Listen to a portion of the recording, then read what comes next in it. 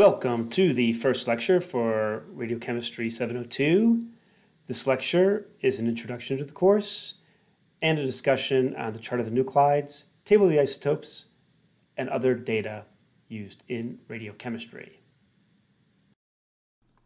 The readings for this lecture are shown here, the introduction sections from the chart of the nuclides and the table of the isotopes, along with Chapter 1 from Modern Nuclear Chemistry and Nuclear Radiochemistry.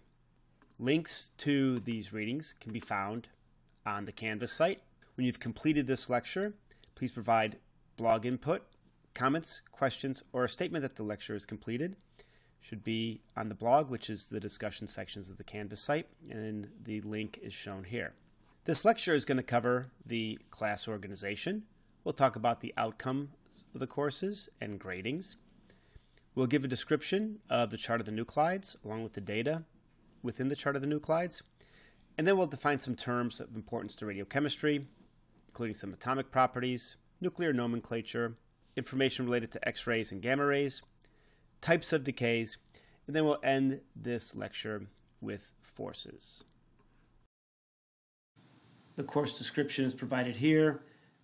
This course primarily focuses on the chemistry of radioelements and radionuclides. However, there will be some overlap on nuclear properties. The course rationale provided here is that this course is required for the Radiochemistry PhD program. It provides foundational information for understanding the chemistry of radioelements and their applications, and particularly the utilization of radiochemistry in research. The program and course competencies are shown here. Particularly for the course competencies, the ability to apply radiochemistry concepts and ideas to research is paramount from this course, as the UNLV radiochemistry program is research intensive.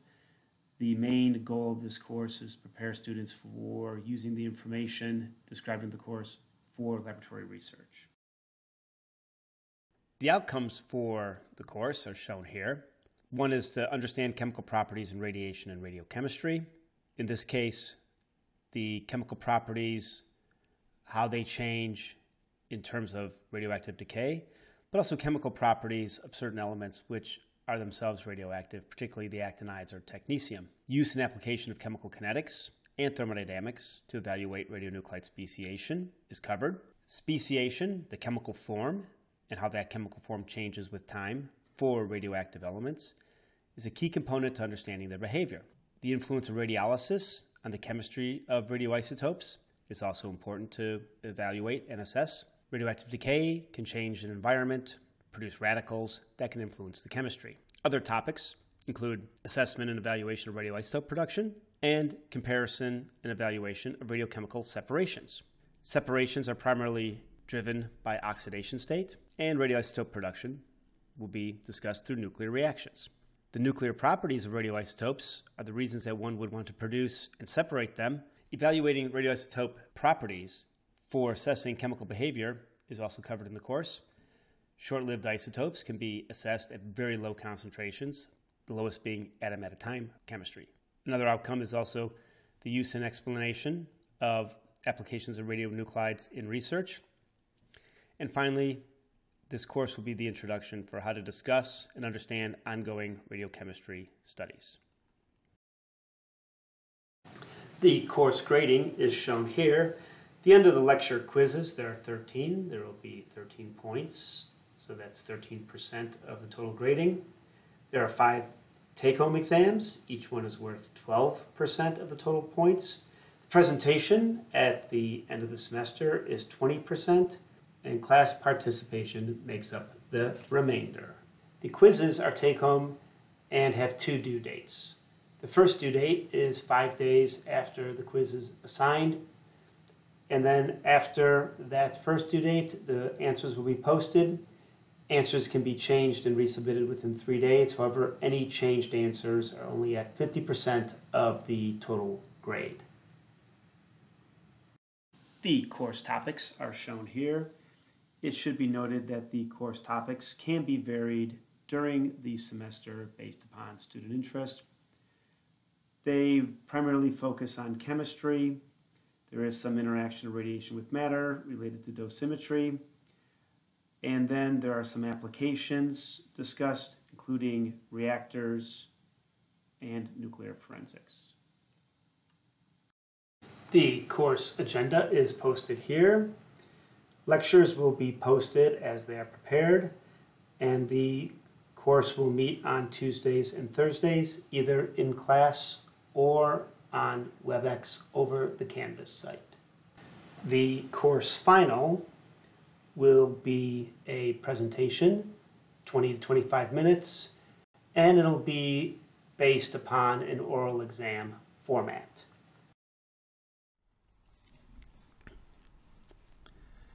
So we should start by discussing the definition of radiochemistry.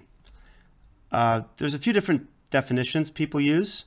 One could be the chemistry of radioactive isotopes and elements, utilization of nuclear properties in evaluating and understanding chemistry, and one that I like is the intersection of the chart of the nuclides and the periodic table. I prefer this one because it shows that the chart of the nuclides are nuclear properties, periodic table of chemical properties, and as a radiochemist you transition back and forth between nuclear properties and chemical properties. So some of the things that we should understand when we talk about radiochemistry, let's start, since we want to talk about the nucleus and nuclear properties, let's start with that. The nucleus we can always describe as the number of Z protons and N number of neutrons in a nucleus. The diameter of the nucleus is about 10 to the minus 14 meters. And electron interactions with the nucleus, that's going to be the basis of chemical properties.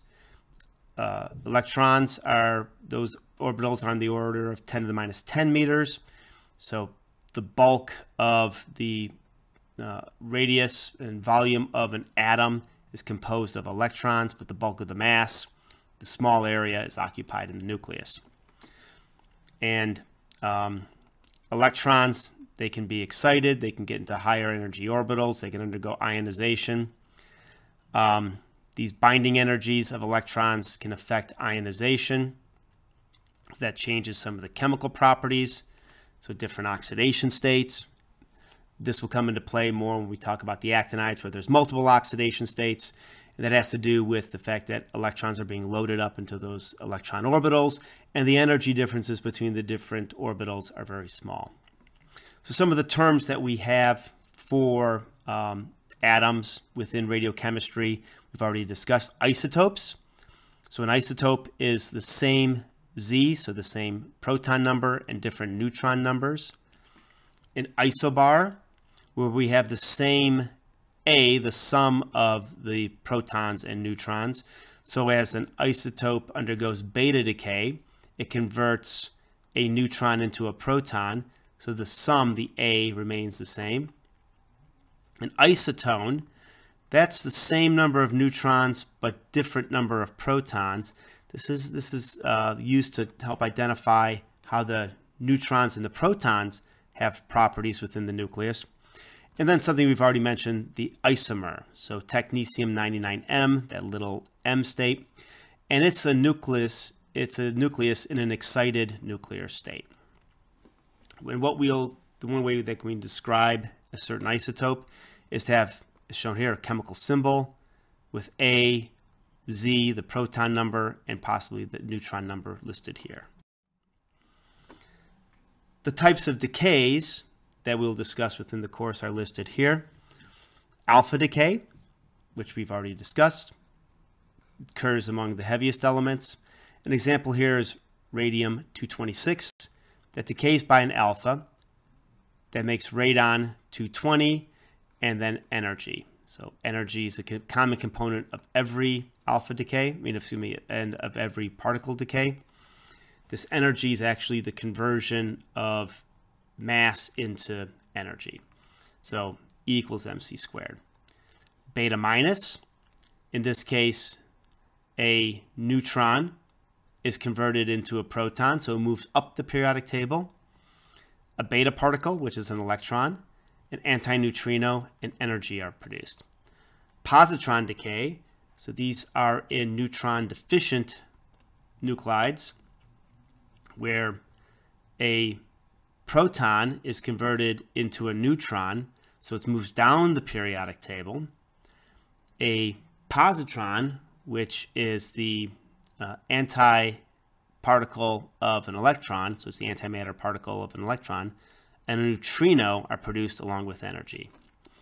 Electron capture, where an isotope will capture one of its orbital electrons, it will use that, it will convert a proton into a neutron, so move down the periodic table, gives off a neutrino and energy.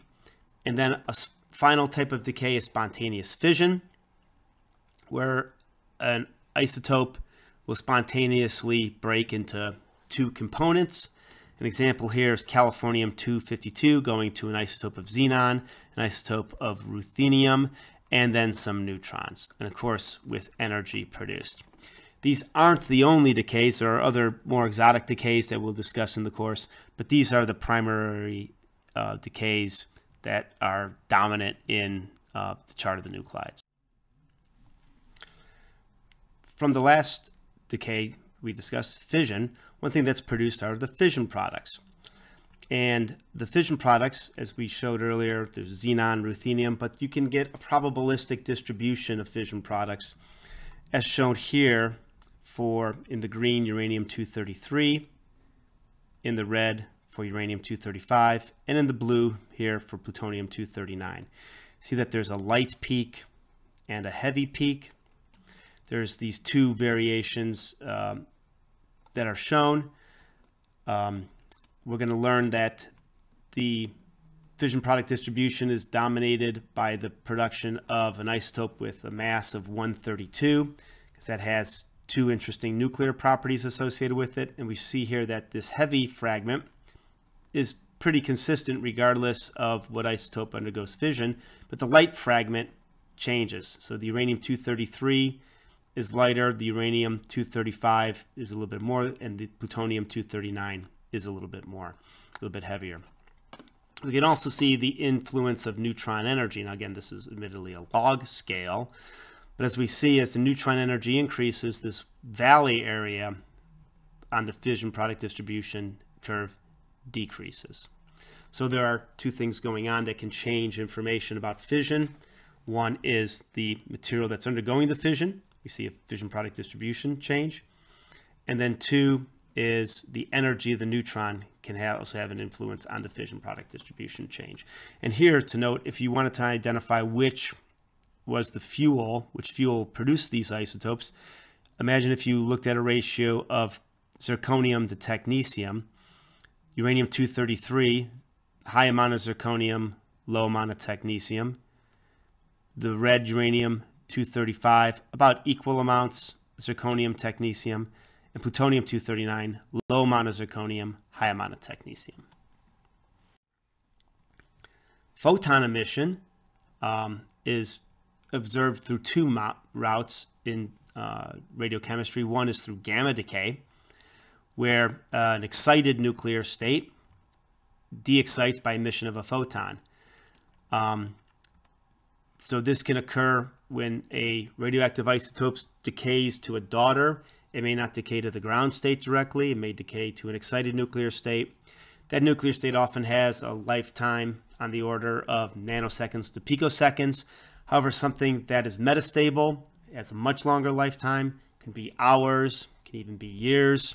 For instance, technetium-99m is on the order of 6 hours. And it will stay in this excited state, decay by emission of a photon. Now, X-rays are also photon emission, but that's from the electron level. So it's not from the nucleus itself. And I'm sure you've seen this in previous courses. But a lower energy, a lower orbital electron is removed.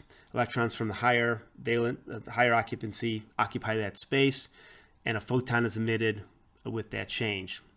You can also get X-rays from deacceleration of high energy electrons, and you can also get electron transitions from the inner orbitals. So you get a number of these changes occurring, producing these X-rays. One can produce X-rays by bombarding of metal with high energy electrons. You can have synchrotron light sources. You can have radioactive sources. So you can have a number of different sources that are used to produce these X-rays. And as shown here, one can remove, for example, a K orbital. The electrons that go down to fill those K orbitals they can be defined by the transitions. Those transition, the energy, which is shown here, the square root of the frequencies as a function of atomic number, are shown to have a relationship. You can actually identify that relationship here. And what this means is that the X-rays can be used to identify the elements that are emitting those X-rays. So X-ray fluorescence is a powerful tool to identify elements from materials. And again, as we discussed earlier, Moseley in 1913 showed this relationship. The chart of the nuclides provides a bulk of the information we're going to use in the course on the isotopes. Initially, information on the chemical elements are given. For instance, as shown here, you can get the atomic mass, the average cross-section for each element. There's also nuclide information. So for any given isotope, you can see the spin and parity. So for instance, shown here, boron 8 is 2 plus, carbon 12, it's blank, that's because it's 0 plus. Spin and parity 0 plus for even nuclides, so they don't even list those. Carbon 13 is 1/-, so that's 1/2 minus carbon 13 NMR. You can get information on fission yield, we'll show that. You can also get information for stable isotopes, for instance, isotopic abundance, reaction cross-sections, and mass. All the gray elements, all the gray isotopes here are stable. So the data that's provided here is the relative isotopic abundance. So as you see, lithium-6 is 7.59% of the lithium is lithium-6, where the remainder is lithium-7. For radioactive isotopes, data that is provided includes half-life, the modes of the decay and their energies, the beta disintegration energies, the isomeric states. There's information on natural decay series and reaction cross-sections. A number of different decay modes are covered within the chart of the nuclides. Those include alpha, beta, positron decay, well known, photon decay, electron capture, isomeric transitions, internal conversion, spontaneous fission, and cluster decay. A key utilization of the chart of the nuclides is understanding isotope decay.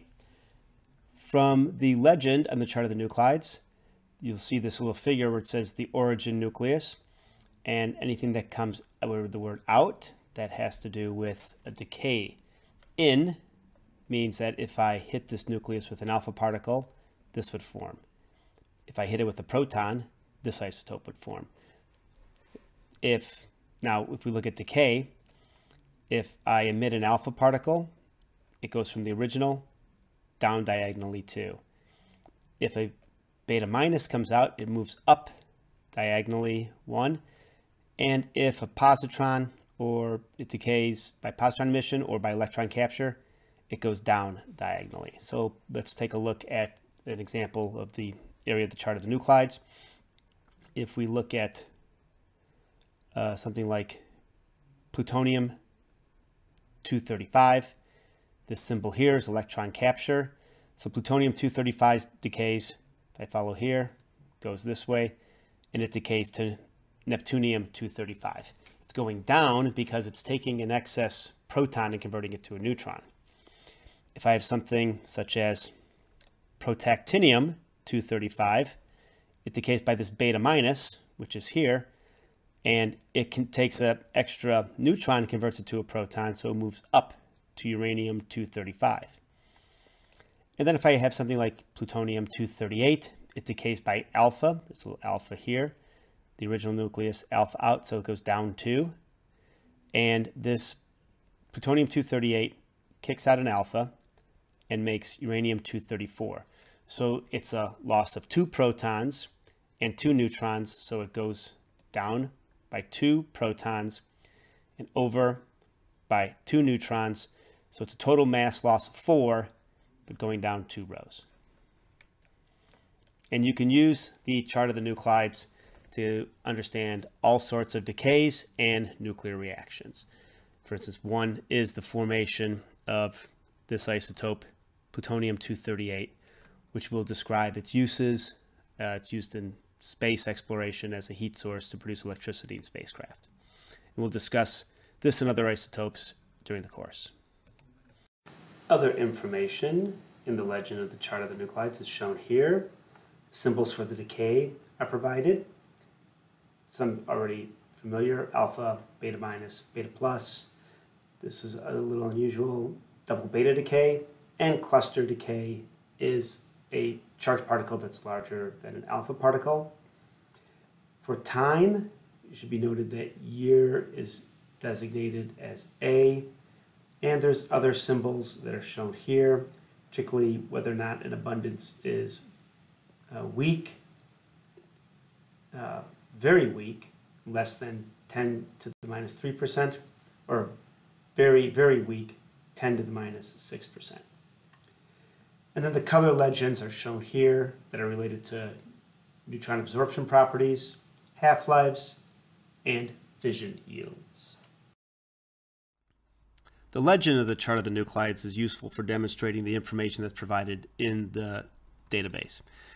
The chemical elements given, so for instance as shown here for lithium, the atomic mass on the carbon-12 scale. There was a time when oxygen-16 was used as the scale, the name of the element, and then the thermal neutron absorption cross-section in Barnes for the element, followed by the integral cross-section also in Barnes. For a stable isotope, which is listed in gray, stable or very long-lived isotopes are in gray. You get the symbol, the mass, the atomic percent abundance, the ground states of even Z, even the ground state spin in parity, as we stated earlier. Even nuclei are 0 plus.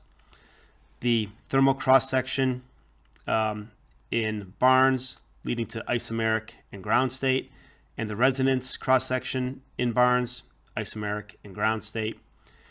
This triangle here means that this isotope is produced from the fission, and this is the mass of the isotope. We will describe cross-section in more detail when we discuss nuclide. Moving on to the radioactive isotopes. Their mass and symbol is shown here. It's non-gray. The color has to do with the half-life of the isotope, which can be seen in the legend. Spin and parity, again, 5/ minus is 5/2 minus. The half-life, 10.98 days. The modes of decay followed by their energy with MeV for alpha and beta, KeV for gammas. So this decays with an energy of 0.805 MeV beta.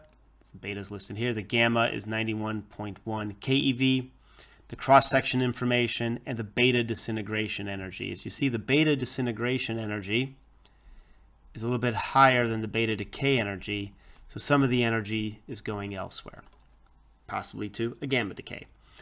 And then again, this triangle says that it is a fission product from the slow neutron fission of uranium-235. Okay, here are some naturally occurring radioactive isotopes. The gray, again, it's stable, but these are long-lived, so it's long-lived or stable. This black bar, this is the indicator that it's naturally occurring. So lanthanum-138, a spin of 5 plus. This is the abundance, so 0.09% of lanthanum is this isotope. The half-life is 1 × 10 to the 11th years. So 1 × 10 to the 11th years, if Earth is 4.5 billion years old, the half-life is longer than the age of the planet. Again, modes of decay, E, this E here is electron capture, beta minus, gamma, cross-section information. and isotopic mass. And this square, as opposed to the triangle, means that it's a shielded fission product. It's still a fission product, but we'll discuss what shielded means. It means that there's a stable isotope in front of it, so it doesn't get fed along the 138 decay chain. Other information is shown here. This is a historic symbol. So lead 210 was also known as radium D. It was the fourth daughter down from the decay of radium. So historically, you've got this name radium D. That'll be shown. You'll see some boxes that are split. So this is a metastable state, ground state, so metastable state, spin and parity, half-life, decay modes, ground state, spin and parity. This is stable, so this is the atomic abundance. And then two isomeric states that are both radioactive, so tellurium-131. The metastable state, spin and parity, 11 halves minus. Ground state, 3 halves plus. The half-life of each state, and then the other data as we discussed. We also stated that the fission yields for a given isobar can be identified in the chart of the nuclides. Here's an example. It says fission yields of uranium-233 and plutonium-239. The 239 is in parentheses. So for a given isobar, for instance, this 102, this 2.4 is for the fission yield of uranium-233. Plutonium-239 is in parentheses. So 1.6% of the time, it produces, when plutonium fissions, it produces a fission product with a mass of 102. Uranium-233, when it fissions through thermal neutrons, 2.4% of the time, it produces a fission product with a mass of 102. And I do want you to note that if you look at the plutonium values, they go from 5.4, they peak at around 7, and they start going back down to 2.2%. So something that's close to 7%, 6% is a very high fission yield. There's similar data for fissions from uranium-235. You see it's just on this side. And again, these numbers, they go from 0.03%. They can go even lower. And they shoot up all the way up to about 6.2%, going from an A of 125 to 140. An example of some questions and terms you should be able to identify from what we've covered related to the chart of the nuclides. You should be able to identify isomers, isobars, isotones, and isotopes. So for instance, cobalt-60M is isomeric state. Isotopes, well, cobalt-60M, cobalt-57, cobalt-58. Those are examples of isotopes. Isobars, anything with 57, so cobalt-57, nickel-57, iron-57. You should be able to identify the daughter from the decay of the following isotopes. So for instance, polonium-210, you should be able to go to the chart of the nuclides, see that that decays by alpha, that goes to lead-206. You should be able to identify, look at these other isotopes, identify those. For instance, bismuth-212 has both alpha and beta, so it decays by alpha and beta, certain percentages. And then you should be able to identify that lead-208 would not decay. It's in fact stable because it's gray. You should be able to get an idea of how some isotopes are produced. For instance, carbon-14, naturally occurring radioactive carbon, half-life around 5,000 years. It's on reactions with atmospheric nitrogen. So if you looked at nitrogen-14, you could figure out what reactions are necessary to remove a proton from nitrogen-14 to make carbon-14. And you should be able to, for instance, if a question was asked, identify 5 naturally occurring radioactive radionuclides that are less than a Z of 84, so under polonium. And those are those with the gray boxes with the black bars. Okay, should be able to identify questions like how many stable isotopes of nickel are there? Go to nickel, count the number of gray boxes. What's the mass and isotopic abundance of a given isotope? For instance, strontium 84. The spin and parity of an isotope. The decay modes, as we talked with bismuth 212. What are the isotopes of a given series? The front part of the chart of the nuclides has information on the decay series. What are the half-lives of given isotopes? Lutetium 176, ytterbium 176. How is plutonium 238 produced? How do you make plutonium 239 from uranium 238? We've actually discussed these in the previous lecture, but you should be able to look at the chart of the nuclides and figure that out. Which actinide isotopes are likely to undergo neutron-induced fission? Those with large fission cross sections. So when they capture a neutron, they undergo fission. It's the sigma F. As an example, you can look at the data for uranium 235 or plutonium 239. And which isotopes are likely to undergo alpha decay? The heavier isotopes. So as an example, what is the half-life of tellurium 130? If I look at this, if I look at the, let's see, it's gray. That usually means it's stable, but it's actually extremely long-lived. It's 6 times 10 to the 20th years. And what's the cross-section? What cross-section data is provided for tellurium 130? Well, I've got this thermal and resonance making both the metastable and ground state, metastable and ground state. So I have 4 different reaction cross-sections to consider, because if a neutron, depending upon the energy, if it hits tellurium 130, the neutron energy for thermal neutrons are described here. It can make this metastable or this ground state, and more energetic neutron can make this metastable or this ground state. The table of the isotopes is another a compendium of data that's used in the course, and it contains much more detailed information on each isotope. There's mass decay schemes, mass excesses, particle separations energy, population reactions, gamma transition energies and their intensities, decay levels, and a drawing of the structure. Right now, this is just an introduction to this information. Later in the course, we'll go over this information in much more detail. One can utilize the table of the isotopes in the PDF form as shown here. Opening it up, you would see this page. You can click on the summary scheme index. You would get a table that's shown here.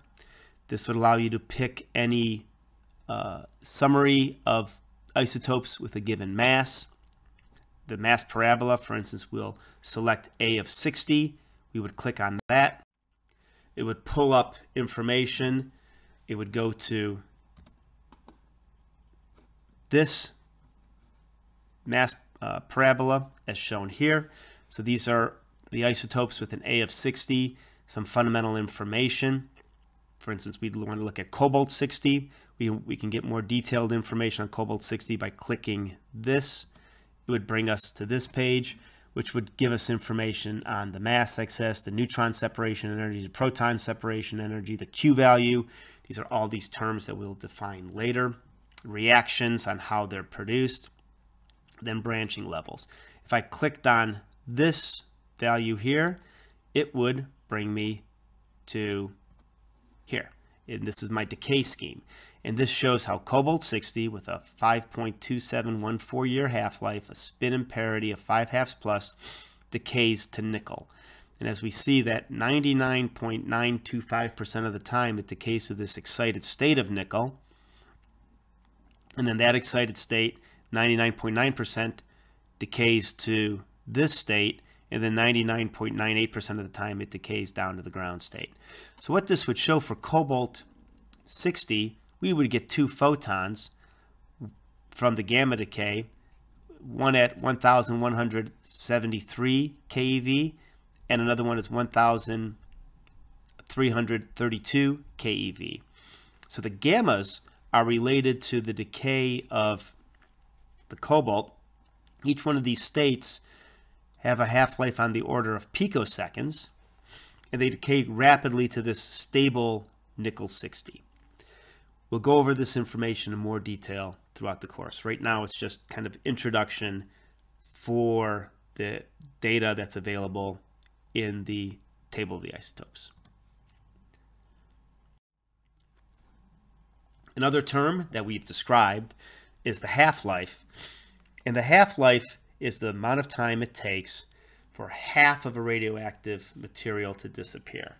So for instance, if one has some iodine 131 and you measured that it was 25 milligrams, how long would it take it to go from 25 to 12.5 milligrams, to 6.2 milligrams, to 3.1 milligrams? Each one of these is cutting down by a half. It's first order decay. There's actually a fundamental relationship that's shown here where the number of, in this case, atoms, but if I know the number of atoms, I know the mass at a given time is equal to the amount initial times e to the minus lambda t. Lambda, the decay constant, is just equal to log 2, the natural log of 2, divided by the half-life. Now, if this time is in seconds, your half-life needs to be in seconds. If this time is in minutes, your half-life needs to be in minutes. In this first-order decay, this half-life term is fundamental in radioactive decay. Again, this is an equation that we will see frequently in the course. And you can use some of the information we just discussed. For instance, calculate a decay constant. If I give you an isotope and you have the listed half-lives, I can calculate the decay constant in inverse time units. So if it's listed in days here, it would be inverse days. But usually we want the decay constant all in the same time unit. We tend to have seconds. So I can go here. If I have a half-life in days, I need to convert those days to seconds. If I have years, I need to convert those years to seconds. But as we see, the longer the half-life, the smaller the decay constant, because it's log 2 divided by the half-life. So as an example, the selenium-75, the half-life is 119.78 days. Log 2 divided by 119.78 days is equal to 5.79 times 10 to the minus 3 days. But if I want that in seconds, convert the days to hours, hours to seconds, and then I get the decay constant in seconds. Based upon some of the equations that we've reviewed, one should be able to answer some of the following questions. For instance, if you have 1 gram of selenium-72 initially, how much remains after 12 days? Well, the half-life is 8.5 days. The decay constant is log 2 divided by 8.5 days. The number initial times e to the minus lambda t. Well, this is nominally for atoms, but atoms, grams, they're completely linear relationship. So 1 gram times e to the minus lambda times t, 12 days, you get 0.376 grams. So if you started with 10,000 atoms of selenium-72, how many atoms would remain after 12 days?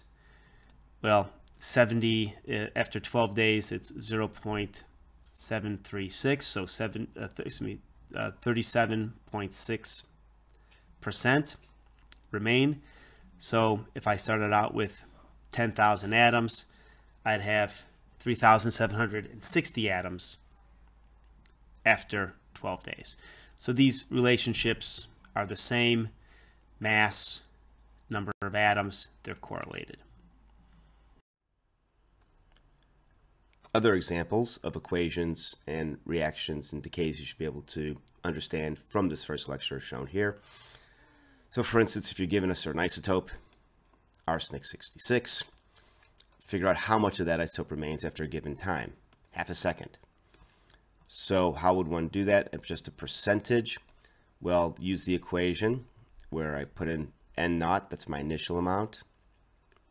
N at time t is this n value here. I know that that is, I want to figure out what that percentage is, or that ratio at the given conditions shown here. So half a second, get my decay constant. The half-life of this isotope is 95.6 milliseconds. Convert that to seconds. My decay constant is 7.25 inverse seconds. E to the minus 7.25 times half a second is equal to 0.0226. A percentage is 2.66. And that's equal, 2.66 is equal to that ratio. That's after a little over 5 half-lives. So that shows that if you wait a number of half-lives, the radiation decays away effectively. And nominally, as a rule of thumb, you use between 7 and 10 half-lives before an isotope fundamentally disappears. As an example of that equation, how long would it take for 90% of a given isotope, in this case zinc-65, to decay?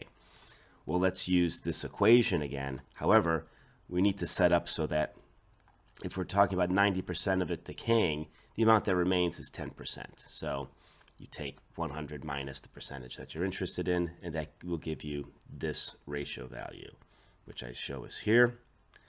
The half-life is 244 days. Let's just use the value in days. Log 2 divided by that, 244, shown here. I set up my equation, solve for t. T equals 810 days. So you can use this to estimate the time or calculate the time to get any sort of ratios or calculate the ratios at any given time. For the boundary of the course, we're really going to go up to the forces in nature.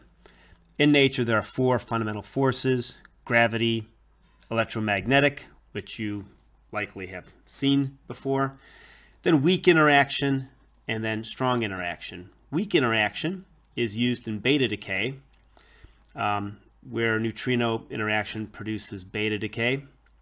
And then strong interactions are nuclear properties, forces that hold the nucleus together. And we're going to explore and discuss nuclear properties and beta decay in terms of these fundamental interactions. So with these fundamental particles in nature, there are interactions, symmetries, and properties of particles that are consistent, that are used within nuclear physics and derived from some of the early work and continue to be utilized today. So particles can be classified as fermions or bosons. So fermions obey the Pauli principle. They're antisymmetric wave functions. They're half-integer spins. Particles that are fermions include neutrons, protons, electrons, all half-integer. Bosons do not obey the Pauli principle. They have symmetric wave functions and integer spins. So for instance, photons. We're going to utilize some of these properties in discussing transitions. As you can imagine, neutrons, protons, electrons, they're all involved in decays, and photons are involved in gamma decay. The standard model is shown here, where you've got a nucleus, as we described, quarks, that 3 quarks make up a nucleon. So a proton, shown here, 2 up and a down quark, a neutron, 2 down and an up quark, an electron much further out. Information on the quarks are shown here. Leptons include electrons and neutrinos, different flavors of electrons and neutrinos, including the electron neutrino, the muon and the muon neutrino, the tau and the tau neutrino. Bosons are force carriers, so photons, W and Z bosons, gluons, they have integer spins. As an example from this, what are the quarks in a proton and a neutron? As shown here, there's 2 up, 1 down quark in a proton. So the up has a charge of 2 2/3. The down has a charge of -1/3. And if I had something that had 2 ups and a down, I'd have a charge of 1. If it was neutral, well, I would have 2 downs and an up. And imagine that through beta decay, where a neutron gets converted into a proton, at the subatomic level, you have transition. So a neutron, an up and 2 down quarks, converts to a proton. One of these down quarks gets converted into an up quark. This lecture covered the definition of radiochemistry. A review was also provided on the types of radioactive decay and how you can understand how a parent isotope decays to a daughter isotope, and using the chart of the nuclide, identify both the parent and the daughter. The lecture also described data presented in the chart of the nuclides and the table of the isotope. This included the units for the data, the relationship between isotopes, and importantly for the chart of the nuclides, fission yields. So for fission products, one should be able to understand how to use the chart of the nuclides to obtain the cumulative fission yield for a given mass number.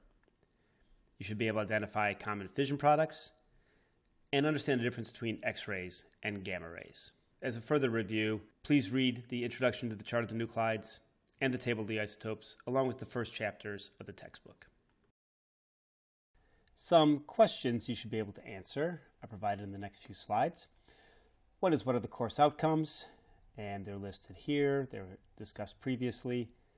The summation is understand chemical properties in radiation and radiochemistry, understand kinetics, thermodynamics, and how it applies to speciation, be able to discuss and understand and utilize isotope production methods, radiochemical separations, and nuclear properties in chemical experiments. One should also use and explain the application of radionuclides in research and discuss ongoing radiochemistry research. You should be able to answer a question such as, what are 3 isotopes of cesium-137? Isotones are those isotopes with the same number of neutrons, different protons.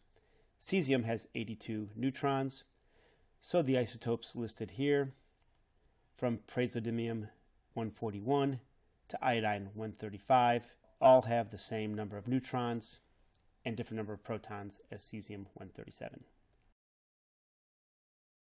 What are the different types of radioactive decay? Those are listed here: alpha decay, beta decay, gamma decay, positron emission, electron capture, spontaneous fission. There are also other forms of decay that we don't go into much detail, but are small percentages of some decays, and those include cluster decays. Provide 5 radio elements. The radio elements on the periodic table are shown here. There are 2 radio elements that are lighter than bismuth: technetium, promethium. And then every element above bismuth, starting with polonium and ending with oganescium, are radioactive. What references have information on isotopes?